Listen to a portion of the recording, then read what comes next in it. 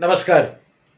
कोल्हापुरातल्या कागल जवळून चंद्रकांत साळवे नावाचे एक पोलीस इन्स्पेक्टर बदली होऊन संगमेश्वरामध्ये आले आणि त्यांना कसं नुसं व्हायला लागलं.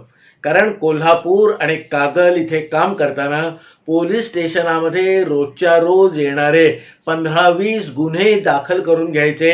कुठे मारामारी, कुठे खुनाखुनी, कुठे जमिनीच्या वादावरून झालेली हाणामारी, त्याच्यामध्ये मग आरोपी अटक करणं, त्यांना कोर्टामध्ये हजर करणं, मोठ्या अधिकाऱ्यांच्या मार्गदर्शनाखाली गुन्ह्याचा तपास करत राहणं, हे सगळं जीवन चंद्रकांत साळवेंनी वर्षानुवर्ष अनुभवलं होतं. आणि त्यामुळे पोलीस स्टेशनमध्ये काम करणाऱ्याचा एकंदर रुबाब जो काही असतो तो त्यांनी पुरेसा आपल्या अंगामध्ये भिनवलेला होता. पण संगमेश्वरासारखं शांत गाव, त्याच्यामध्ये कोकणची पार्श्वभूमी आणि गुन्हेगारी प्रवृत्ती बिलकुल नसलेल्या या सगळ्या गोष्टींचा एकंदर मानसिक ताप या साळवे साहेबांना व्हायला लागला. तर अशा या चंद्रकांत साळवेंना दिवस काढणं मुश्किल झालेलं होतं. कारण सकाळी पोलीस स्टेशनला जायचं आणि संध्याकाळपर्यंत अक्षरशः माशा मारत बसायचं, हे काम त्यांच्या प्रवृत्तीला काही साजणारं नव्हतं. त्यावेळेला दिनू फाटकाचं संगमेश्वरामध्ये किराणा मालाचं दुकान होतं आणि सुरुवातीला एक गाळ्याचं दुकान घेऊन नंतर त्याने व्यापार आणि उदीम असा काही वाढवत नेला होता की बाजूचे आणखीन 2 गाळे घेऊन त्याने आपल्या दुकानाचा दोन्ही हाताला व्यवस्थित विस्तार केलेला होता. या दिनू फाटकाकडे काही नाही असं सांगायला त्याला कधीही आवडत नसे. आलेल्या गिऱ्हाईकाने मागितलेली प्रत्येक गोष्ट आपल्या दुकानातून त्याला दिली गेली पाहिजे असं काहीचं धोरण जरासा पैसा जमा व्हायला लागल्यावर या दिनू फाटकाने मोठ्या चाणाक्षपणे आखलेलं होतं. आणि साहजिकच दिनूच्या दुकानात जायचं आणि सगळं काही घेऊन यायचं असा संगमेश्वराचा आणि कर्जतल्या लोकांचा एक परिपाठ त्यावेळेला झालेला होता. दिनूच्या दुकानाची कीर्ती देवरुखापर्यंत पसरलेली होती.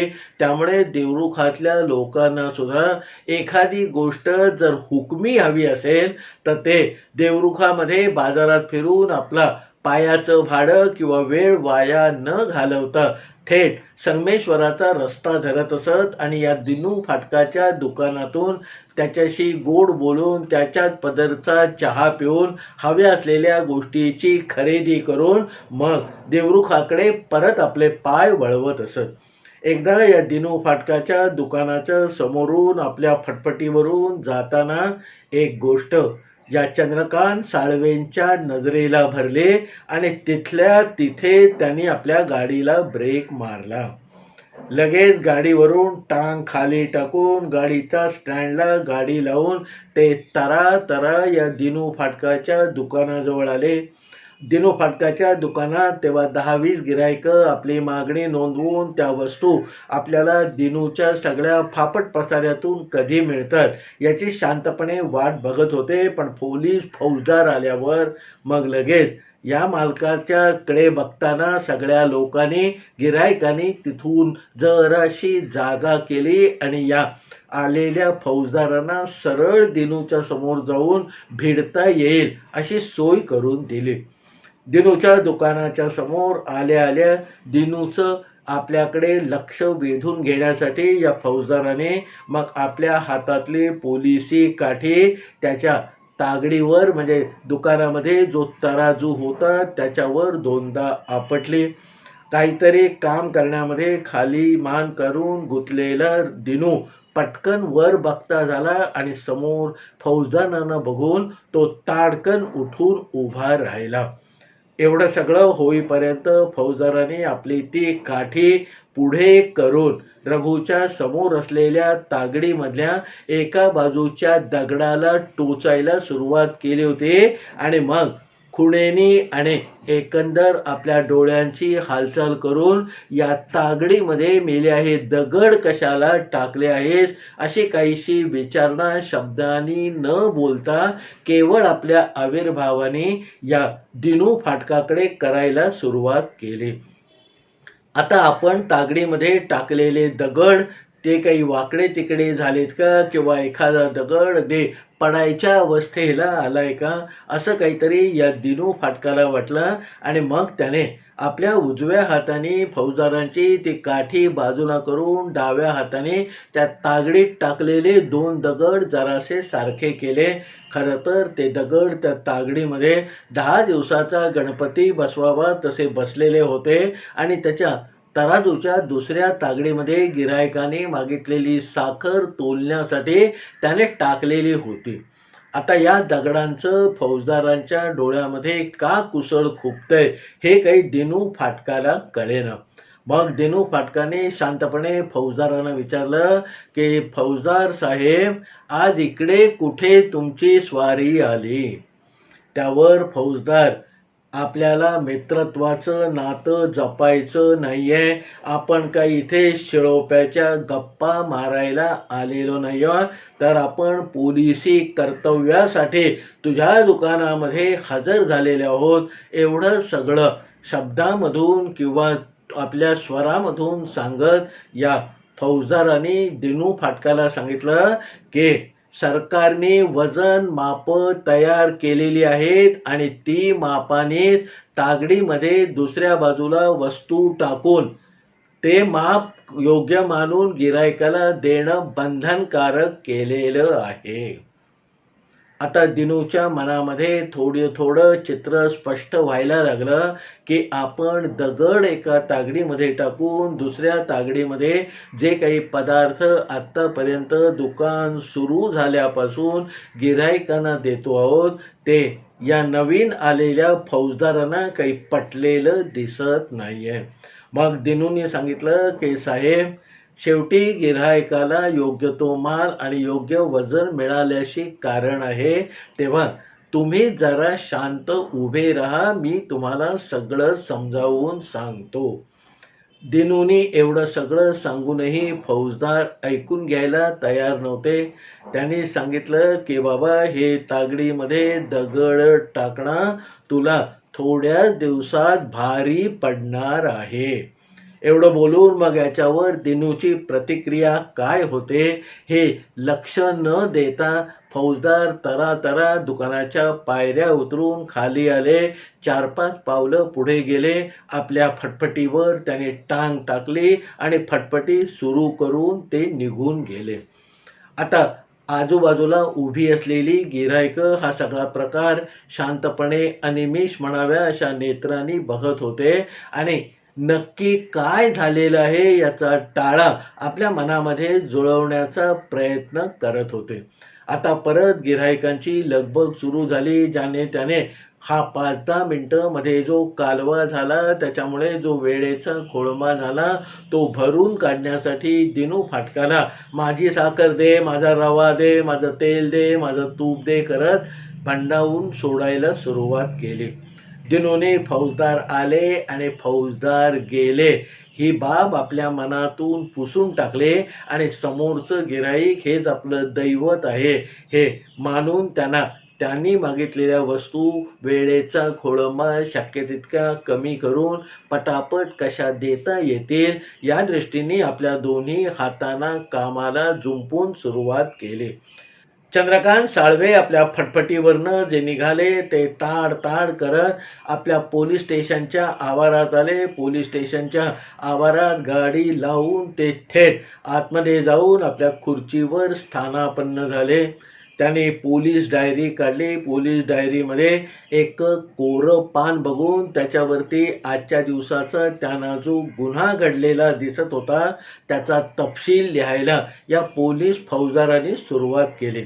दिनू फाटकाच्या दुकानामध्ये वजनं माप योग्य तऱ्हेची जी सरकार मान्य आहे ती न वापरता केवळ एका बाजूला 2-4 दगड टाकून दुसऱ्या बाजूला गिऱ्हाईकाने मागितलेली वस्तू टाकून गिऱ्हाईकाला देण्यात येते आणि हे भारतीय संविधानाच्या भारतीय घटनेच्या विरुद्ध असून त्याच्या अमुक कलमान्वये तमुक गुन्हा झाल्याचं निदर्शनास आलं आहे. आपली पोलीस स्टेशनची डायरी घेतली आणि पुन्हा एकदा ते मामलेदार कचेरीकडे जायला लागले. चंद्रकांत साळवे जेव्हा आपल्या फटफटीवरून मामलेदार कचेरीमध्ये पोचले तेव्हा आज नेहमीपेक्षा खूपच गर्दी मामलेदार कचेरीमध्ये उडालेली आहे असं त्यांना दिसलं. मामलेदार कचेरीमध्ये मागच्या वाळूच्या प्रकरणामध्ये भाऊसाहेब कुलकर्ण्यांची त्यांची चांगली ओळख, जान पहचान आणि थोडीशी गट्टी झालेली होती. त्यामुळे आपलं काम इतर कोणाकडे सोपवण्यापेक्षा थेट मामलेदारांचे खास असलेले भाऊसाहेब कुलकर्ण्यांकडे घेऊन जावं असं फौजदारांना वाटलं आणि फौजदाराने मान वर करून या सगळ्या गर्दी आणि गोंधळामध्ये भाऊसाहेब कुठे बसलेले आहेत ते बघितलं. त्या दिवशी त्या संबंध मामलेदार कचेरीच्या वर नजर फिरवूनही त्यांना भाऊसाहेब कुलकर्णी काही कुठे दिसले नाहीत. फौजदाराने कोपऱ्यात आपल्या कामामध्ये गुडलेल्या एका कारकुनाला विचारलं की काय हो भाऊसाहेब कुलकर्णी कुठे आहेत. त्याने सांगितलं की भाऊसाहेब कुलकर्णी आलेले आहेत आणि आज सकाळपासून ते मामलेदारांच्या कचेरीमध्येच त्यांच्या समोर बसून काम करतायत, पण आता तास 2 तास आतमध्ये झालेले आहे त्यांना जाऊन, त्यामुळे पुढच्या 5-10 मिनिटांमध्ये बहुतेक भाऊसाहेब बाहेर येतील. आता भाऊसाहेब आलेले आहेत, ते मामलेदार कचेरीच्या आतमध्ये आहे आणि थोड्या वेळात येण्याची शक्यता आहे. हे सगळं सांगणं या फौजदारांना उभारी देऊन गेलं आणि मग हक्काने एक ऑफिसातली खुर्ची ओढून टेचामध्ये आपला युनिफॉर्मची घडी बिघडणार नाही अशा पद्धतीने हे फौजदार त्या खुर्चीमध्ये बसते झाले. 10-12 मिनटं गेली आणि मग मामलेदारांच्या केबिनचं दार किलकिलं झालं, पूर्ण उघडलं आणि त्यातून भाऊसाहेब कुलकर्ण्यांची मूर्ती बाहेर येताना बसलेल्या फौजदारांना दिसले. फौजदार ताडकन आपल्या जागेवरून उठले आणि बाकी कोणी आपल्या कामाच्या निमित्ताने या भाऊसाहेब कुलकर्ण्यांचा ताबा घेण्याच्या आधी आपण आपलं घोडं त्यांच्या पुढे दामटवायला हवं अशा उद्देशाने फौजदार ताडताड निघाले आणि भाऊसाहेब आपल्या खुर्चीजवळ बसून तिथे जाऊन बसण्याच्या आधीच त्यांच्या समोर फौजदार हजर झाले. फौजदारांना बघून सुहास्य वदनाने भाऊसाहेब कुलकर्णींनी त्यांचं स्वागत केलं आणि त्यांना बसायला खुर्ची देत ते म्हणाले, फौजदार आज इकडे कुठे मोर्चा वळवला. मग फौजदारांनी आपल्या जवळची पोलीस डायरी आणून या भाऊसाहेब कुलकर्ण्यांच्या टेबलावर उघडी करून आज सकाळी नोंदवलेला रिपोर्ट त्यांच्या नजरेला पडेल अशा पद्धतीने ती ठेवली. भाऊसाहेबांनी तीक्ष्ण नजरेने 1 मिनिटाच्या आत तो विस्तृत असा लिहिलेला सगळा रिपोर्ट वाचला आणि मग पुन्हा एकदा पड खाण्याची तयारी या समोर बसलेल्या फौजदारांनी केलेली आहे असं काहीतरी त्यांच्या मनाला वाटून गेलं. तसं मनात आलेली गोष्ट चेहऱ्यावर न दाखवता भाऊसाहेब कुलकर्ण्यांनी फौजदारांना विचारलं की फौजदार हे तर बाबा प्रकरण गंभीर दिसतंय, आता आम्ही काय करावं आणि तुम्ही काय करणार आहात ते सांगा, म्हणजे मग मला मामलेदारांना त्याबद्दल एक गोपनीय अहवाल तयार करून देता येईल. त्याच्यावर भाऊसाहेब कुलकर्णी म्हणाले की बाबा तुमचं जे काही निरीक्षण आहे आणि अहवालामध्ये तुम्ही जे लिहिलं आहे ते अतिशय योग्य आहे आणि अशाच पद्धतीने कुणाची जर खरोखर फसवणूक होत असेल तर तो गंभीर मामला आहे, पण याच्या सगळ्याची पडताळणी करायसाठी जी सरकारी यंत्रणा लागते ती काही संगमेश्वरामध्ये मामलेदार कचेरीत नाही. आता मामलेदार कचेरीमध्ये तुम्हाला पडताळा करण्यासाठी आवश्यक असलेली यंत्रणा नाही हे भाऊसाहेब कुलकर्ण्यांनी चोखपणे सांगितल्यावर साहजिकच मग ही यंत्रणा कुठे आहे किंवा मला कुठपर्यंत धाव घ्यावी लागेल हे जरा आपण विदित करा असे काहीसे भाव या समोर बसलेल्या साळुंके फौजदारांच्या तोंडावर दिसायला लागले आणि ते भाव वाचून झाल्यावर भाऊसाहेब कुलकर्णी पुढे सांगायला लागले की केवळ रत्नागिरीला कलेक्टरांच्या कचेरीमध्ये एक छोटंसं वजन आणि माप यांचं खातं आहे आणि तिथे दामले नावाचे जे चीफ आहेत ते माझे मित्र आहेत, त्यामुळे मी तुम्हाला एक चिठी देतो आणि तुम्ही दामले साहेबांना हा सगळा रिपोर्ट घेऊन जा, त्यांना दाखवा, माझी चिठ्ठी दाखवा आणि मग दामले साहेबांचा आणि साक्षात कलेक्टर साहेबांचा जो काही आदेश येईल त्याच्यावर मग आपण ही कारवाई कशी पार पाडायची ते ठरवूया. असं म्हणून भाऊसाहेब कुलकर्ण्यांनी आपल्या बाजूचा एक कोरा कागद घेतला आणि वजन मापाचे अधिष्ठाते म्हणजे प्रमुख असलेल्या दामले साहेबांच्या नावाने पटापटा एक चिठ्ठी लिहिली, त्याच्या खाली आपली फल्लेदार सही केली, तो कागद दुमडला, एका सरकारी लिफाफ्यात टाकला, त्याला थोडीशी लाख लावून त्याच्यावर सील मारलं आणि ते पाकिट या फौजदारांच्या स्वाधीन केलं. आता रत्नागिरीला जाऊन दामले साहेबांची भेट घेऊन त्यांना भाऊसाहेब कुलकर्ण्यांनी दिलेलं पत्र देऊन आपण पुढची कारवाई पक्की करायची असं काहीतरी या साळवे फौजदारांनी मामलेदार कचेरीतून बाहेर पडताना ठरवलं होतं. सर्वसाधारणपणे कुठच्याही पोलीस अधिकाऱ्याला आपलं ज्युरिडिक्शन म्हणजे कार्यक्षेत्र सोडून जाताना खूप विचार पडतो, कारण आपण गेल्यावर इथे काय जर भानगडी झाल्या तर मग सक्षम अधिकारी म्हणून तिथे कोणीही उपस्थित नाही ही बाब जगजाहीर होते आणि मग नको त्या चौकशा सुरू होतात. ह्या पोलीस खात्यातला अनुभव या फौजदार साळवेंच्या मागे होता, पण एकंदर संगमेश्वरातलं वातावरण आतापर्यंत कुठच्याही गुन्ह्याची स्वतःहून कोणी नोंद करायला आलेलं नाही. हा सगळा लेखाजोखा लक्षामध्ये घेऊन मग फौजदाराने आपण 1-2 दिवस मोडून रत्नागिरीला जाऊन आलो तर या संगमेश्वर पोलीस स्टेशनची काडीसुद्धा इकडे तिकडे हलणार नाही हे जाणवल्यावर तिसऱ्या दिवशी मग एसटी पकडून थेट रत्नागिरीला जायचा निर्णय घेतला.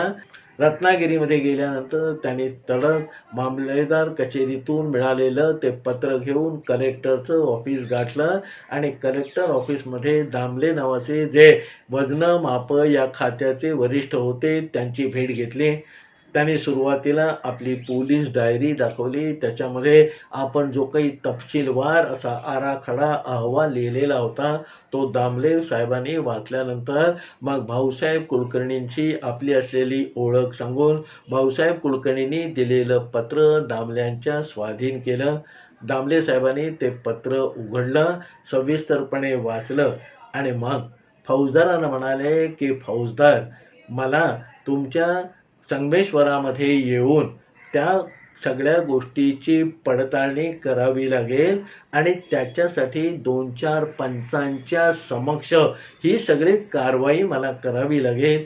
त्या कारवाईमध्ये जे काही निष्पन्न होईल त्याचा अहवाल मी बनवेन आणि तुमच्या संगमेश्वरातल्या मामलेदारांकडे देईन.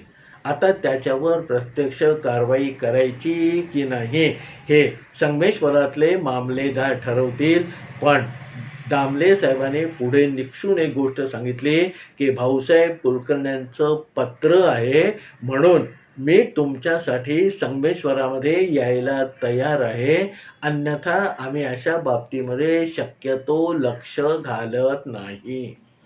आता केवळ भाऊसाहेब कुलकर्ण्यांच्या पत्रामुळे हा सगळा दबाव पडलेला आहे, अन्यथा आपण नुसती पोलीस डायरी घेऊन आलो असतो तर आपली डाळ काही शिजली नसते हे फौजदारांच्या लक्षामध्ये आलं. पण त्याचं विशेष वाईट वाटून न घेता आपल्या पोलिसी खाक्याप्रमाणे मग त्यांनी दामल्यांना विचारलं की दामले साहेब, तुम्हाला यावं लागेल आणि तुम्ही येणार आहात असं म्हणताय, पण तुम्ही नक्की कधी याल? त्याच्यावर दामले साहेब म्हणाले की बाबा, इथे आता कलेक्टर कचेरीमध्ये तसं तुडुंब काम आहे, पण पुढच्या मंगळवारी मी निश्चितपणे तुमच्या संगमेश्वराला येतो. त्या मंगळवारी तुम्ही पंचमंडळी गोळा करून ठेवा आणि दिनू फाटकाचं ते दुकान त्या दिवशी उघडं असेल याची मात्र खातरजमा करा, कारण तुम्ही जमा केलेली पंचमंडळी मी रत्नागिरीतून संगमेश्वरपर्यंत केलेला प्रवास यातलं काही सुद्धा फुकट जाता कामा नये. दामले साहेबांनी वचन दिलेला मंगळवार आता कधी उजाडतो याच्याकडे या फौजदारांचं लक्ष लागलेलं होतं. रोजच्या कामामध्ये त्यांचं लक्ष लागतच नव्हतं आणि करता करता दिवस ढकलता ढकलता एक दिवस तो मंगळवार उजाडला. फौजदार पोलीस स्टेशनला गेले, जेवण झालं आणि परत एकदा संगमेश्वराच्या स्टँडवर आले. त्याच वेळेला नेमकी रत्नागिरीहून आलेली एसटी संगमेश्वराच्या स्टँडमध्ये शिरत होती. एखाद्या लहान मुलाला आपलं भान न राहून तो जसं धावत सुटतो तसं काहीसं या फौजदारांचं झालं आणि फौजदार त्या एसटीच्या मागे पळायला लागले. एसटी एक गिरकी घेऊन म्हणजे एक गोलाकार रिंगण मारून संगमेश्वराच्या स्टँडमध्ये उभी राहिली आणि त्याच्यातून भसाभसा माणसं बाहेर पडायला लागले आणि सगळ्यात शेवटी आरामशीर पद्धतीने आपल्या हातातली ब्रीफकेस घेऊन आपल्याबरोबर असलेल्या एका सहकार्याला सावकाशपणे आणत त्याच्या हातातली भली मोठी बॅग सावरायला मदत करत दामले साहेब त्या एसटीतून खाली उतरले. एसटीतून खाली उतरल्यानंतर दामले साहेबांचं यथोचित स्वागत केलं. साहेबांचं चहा पाणी आपल्या पोलीस स्टेशनला आणून करवलं आणि मग दामले साहेब, त्यांचा सहकारी आणि फौजदार आणि कॉन्स्टेबल 2 किंवा 3 असे सगळा हा फौजपाटा संगमेश्वराच्या पोलीस स्टेशनमध्ये निघून दिनू फाटकाच्या दुकानाकडे जायला लागलं. दिनू फाटकाच्या दुकानासमोरच्या आंब्याच्या झाडाखाली पंचमंडळी म्हणजे गावातले प्रतिष्ठित लोक येऊन उभेच होते. फौजदार येताना दिसले, त्यांच्याबरोबर आणखीन 2 माणसं दिसली आणि मग आता दुकानामध्ये हा फौजदार काहीतरी भानगड करणार आहे असं या सगळ्या लोकांना आणि विशेषतः पंचमंडळींना वाटायला लागलं. आणि आता हे सगळे संशयाचे ढग कसे काय दूर होतात आणि प्रत्यक्ष आपल्याला काय बघायला मिळतंय या कुतूहलाने दिनू फाटकाच्या दुकानामध्ये असलेली गिरायकं जरा बाजूला होऊन चिडीचूप झाली आणि समोर येताना या फौजदारांना बघून हा दिनू फाटक मात्र शांतपणे आपल्या समोरची आवराआवर करून लिखाण करायला शेजारच्या एका खुर्चीत जाऊन बसला. फौजदार दुकानाच्या पायऱ्या चढून तरातरा वर आले आणि आज तागडी मोडून ठेवलेली आहे, दगड आसपास कुठे दिसत नाहीयेत हे बघून फौजदार थोडेसे खजील झाले आणि मग त्यांना वाटायला लागलं की आपण त्या दिवशी कारवाई करणार असं सांगितल्यामुळे बहुतेक या दिनू फाटकाने सगळी तजवीज केलेली आहे. दगड दिसत नाहीयेत, कदाचित याने सरकारमान्य वजनं मापसुद्धा आणून ठेवलेली असतील आणि आजचा आपण हा सगळा जुळवून आणलेला खेळ तमाशा होऊन जाईल. तरी पण आपला धीर न सोडता फौजदाराने पुन्हा एकदा आपल्या हातातली काठी त्या तागडीवर वाजवली आणि दिनू फाटकाचं लक्ष वेधून घेतलं. तोपर्यंत दामले साहेब आणि त्यांचे सहकारी दुकानामध्ये आलेले होते. त्या सहकार्याने आपल्याजवळ जी भली मोठी ट्रंक होती ती उघडून टाकली होती. त्याच्यामध्ये लोखंडाची 1 किलो, अर्धा किलो, पाव किलो, 200 ग्रॅम, 100 ग्रॅम अशी सगळी वजनं सरकार मान्य असलेली हारीने लावलेली होती. दिनू फाटकाला मग दमात घेत त्यांनी सांगितलं की हे दामले साहेब कलेक्टर कचेरीतून म्हणजे रत्नागिरीच्या साहेबाकडून आलेले आहेत आणि तुम्ही लोकांना दगड तागडीमध्ये टाकून जी फसवणूक करता त्याची सखोल चौकशी आता माझ्या उपस्थितीत आणि पंचांच्या साक्षीने तुमची होणार आहे. एवढं सगळं बघूनही भेदरल्याचे किंवा घाबरून गेल्याचे भाव या दिनू फाटकाच्या चेहऱ्यावर काही उमटत नव्हते आणि साळुंके फौजदारांच्या दृष्टीने ही एक वेगळीच बाब होती. कारण सर्वसाधारणपणे कुणालाही नुसतं तू आरोपी आहेस असं म्हणून त्याचं बकोट धरल्यावर त्याचे तत पप उडते, हा फौजदारांचा आत्तापर्यंतचा अनुभव होता. शांतपणे मग दिनू फाटकाने आपल्या खालच्या टेबलचं ड्रॉवर उघडलं आणि त्याच्यामधनं एक एक करून दगड बाहेर करून ठेवायला सुरुवात केली. हारीने त्यांनी आपल्या टेबलावर 5-6 दगड लावून ठेवले आणि मग दामले साहेबांना नमस्कार करून तो म्हणाला की साहेब, तुमची कारवाई हे फौजदार करणार आहेत की तुम्ही आतमध्ये येऊन काही तपास करणार? त्यावर मग दामले साहेब म्हणाले, नाही बाबा, या फौजदारांना काहीतरी शंका आहे, तसा अहवाल त्यांनी कलेक्टर कचेरीमध्ये आणून दिला आहे आणि आम्ही फक्त त्याची खातरजमा करणार आहोत, काम मीच करणार आहे. दामले साहेबांनी शांत स्वरामध्ये पण पक्क्या वृत्तीने हे सांगितल्यावर सगळ्या गिऱ्हाईकांना जरा बाजूला करून जागा करून या दामले साहेबांना अक्षरशः हाताला धरून दिनू फाटकाने आपल्या दुकानामध्ये घेतलं आणि मग एक बसायला खुर्ची देऊन आता पुढे काय करायचं साहेब, अशा आविर्भावामध्ये हा दिनू फाटक दामले साहेबांच्या समोर उभा राहिला.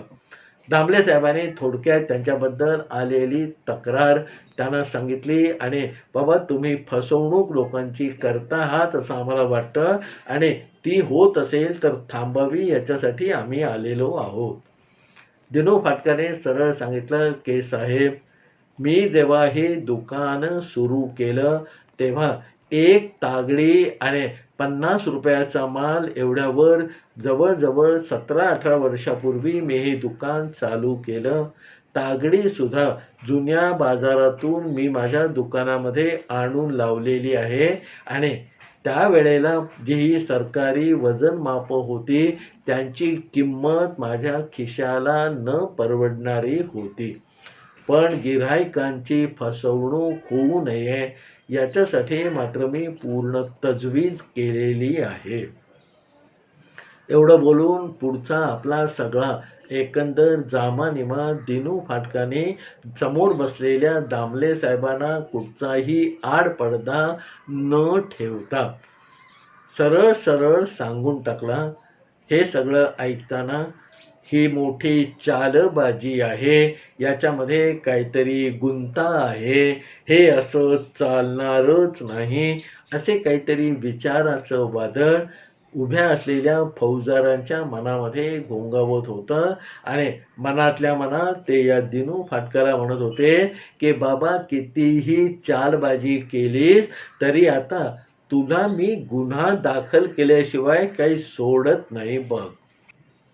एवढं सगळं होईपर्यंत दामले साहेबांनी आपल्या सहकार्याला ती वजनामापांची पेटी आतमध्ये आणायला सांगितली आणि दिनू फाटकाला इशारा केला की ही बांधून ठेवलेली तुझी जी तागडी आहे ती आता सोडव बघू.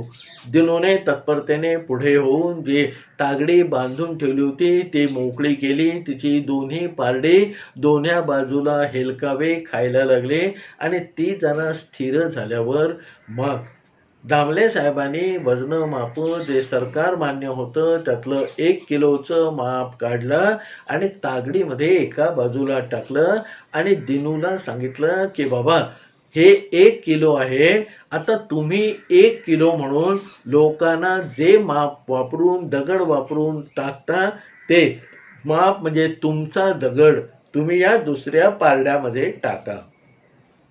दिनूने त्याचा खून केलेला 1 किलोचा म्हणून जो काही दगड होता तो दुसऱ्या पारड्यामध्ये टाकला आणि पुढच्या 2 मिनिटांमध्ये दोन्ही पारडे स्थिर झाले आणि दोन्ही पारड्यांचा वरचा जो काटा होता तो बरोबर मध्यभागी येऊन थांबला.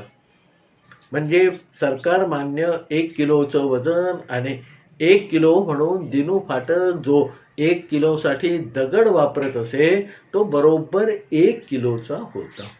तशीच बाकीच्या सगळ्या मापांची या फौजदारांच्या साक्षीने आणि पंचमंडळींच्या समोर दामले साहेबांनी एक एक करून खातरजमा करून घेतली आणि मग आपला अहवाल लिहायला सुरुवात केली. आता अहवालामध्ये काय लिहितं त्याचं कुतूहल सगळ्यात आधी पंचमंडळींना, मग फौजदारांना आणि सगळ्यात शेवटी दिनू फाटकाला वाटत होतं.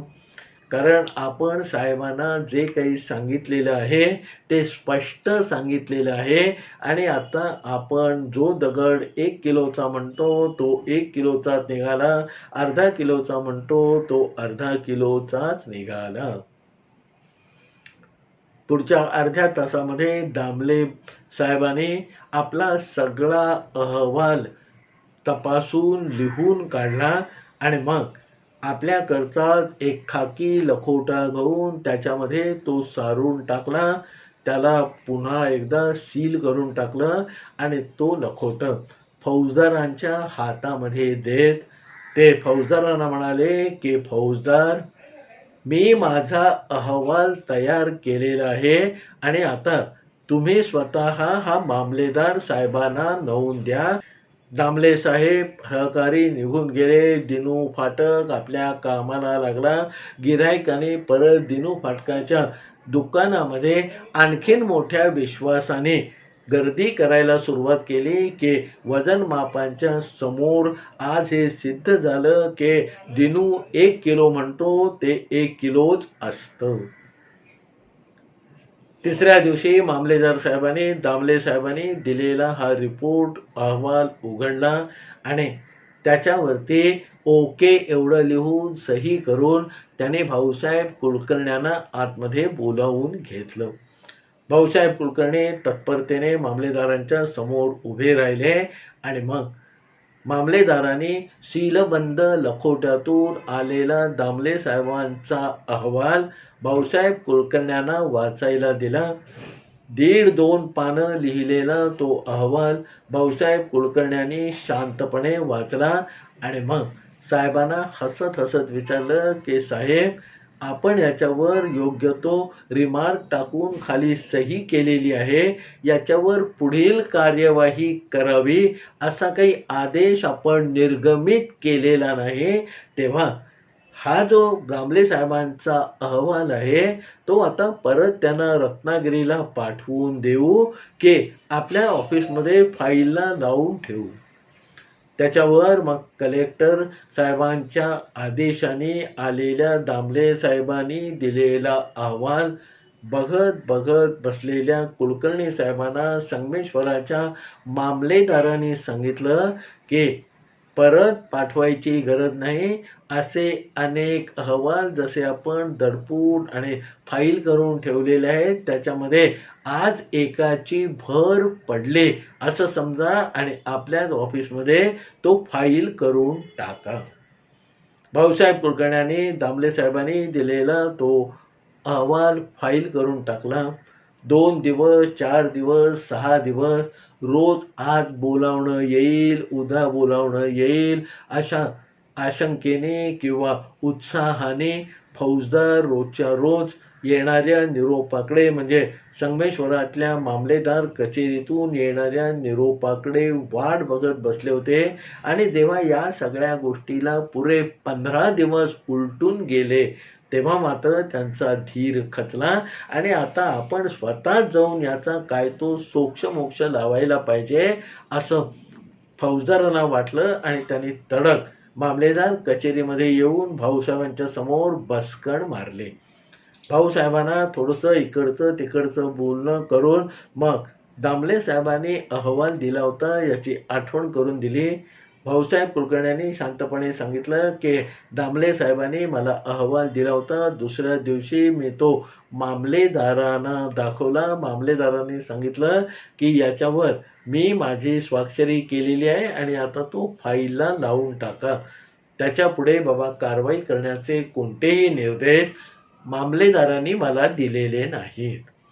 आता एवढं सगळं एखादी दरड अंगावर पडावी असं भाऊसाहेबांचं बोलणं समोर बसलेल्या फौजदारांना वाटलं. तरी पण हा आपला सगळा खेळ का फसला याचं थोडंसं स्पष्टीकरण मागावं या उद्देशाने फौजदाराने मग थोडं गुलाबीचं धोरण स्वीकारत या भाऊसाहेब कुलकर्ण्यांना विचारलं. भाऊसाहेब कुलकर्णी म्हणाले की साहेब, हे कोकण आहे. इथे उगाच्या उगाच तक्रारी करून कोणी कोणाला त्रास देत नाही आणि कुणी कुणाची फसवणूक करावी असं स्वप्नातही आणत नाही. आता दामले साहेबांनी जो काही अहवाल लिहिलेला आहे त्याच्यातला सारांश मी तुम्हाला सांगतो. तो असा आहे की फौजदारांनी दिलेल्या वर्दीनुसार दामले साहेबांनी स्वतः येऊन दिनू फाटकाच्या दुकानाची तपासणी केली आणि त्याच्यामध्ये दिनू जे वजन ज्या वजनाचं समजून देत होता ते तंतोतंत जुळण्याचा अभिप्राय दामले साहेबांनी दिलेला आहे. तसंच आम्हाला वजन कमी मिळतं अशी कोणतीही तक्रार कोणत्याही ग्राहकाने लेखी स्वरूपामध्ये केलेली फौजदारांकडे हाजीर नाही. त्यामुळे फौजदाराने स्वतःहून हे जे काही पोलीस स्टेशनमध्ये अहवाल म्हणून कलेक्टर साहेबांपर्यंत धाव घेतली ते केलं नसतं तरी काही बिघडलं नसतं असा अहवाल स्वच्छ शब्दामध्ये दामले साहेबांनी लिहून मामलेदारांना दिलेला आहे.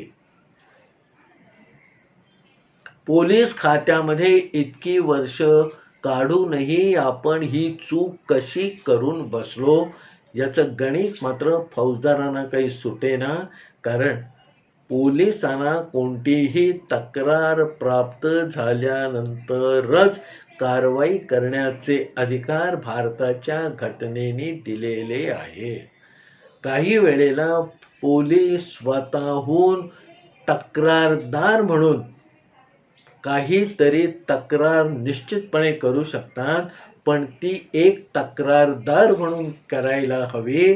पोलीस स्टेशनमध्ये असा आपल्या निरीक्षणातून बनवलेला अहवाल सरकार दरबारी कुठेच मान्य होत नाही.